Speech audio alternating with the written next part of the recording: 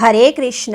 భగవంతుడు శ్రీకృష్ణుడు వాసుదేవుడే సర్వకారణములకు కారణమని భగవద్గీతలో 7వ అధ్యాయం భగవత్ విజ్ఞానము జ్ఞాన విజ్ఞాన యోగాలో 19వ శ్లోకంలో చెప్పారు.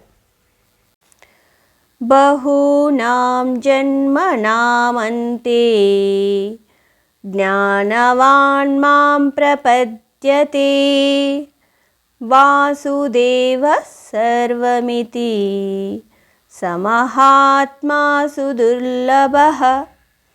బహూనాం జన్మనామంతే జ్ఞానవాన్ మాం ప్రపద్యతే వాసుదేవః సర్వమితి సమహాత్మా సుదుర్లభః.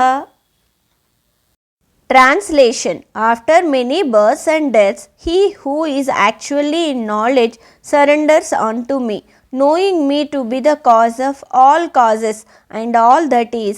Such a great soul is very rare. Explanation: A living being tries to give up all material desires throughout many lives. First, he may have an impersonal understanding. When that understanding gradually becomes purified, he will be able to understand that Krishna is the cause of all causes. He will see that everything is in relation to Krishna. Having a vision of material creation depending on Krishna, the devotee fully surrenders to him.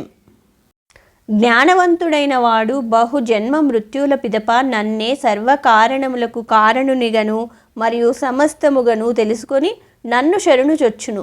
అట్టి మహాత్ముడు అతి దుర్లభుడు.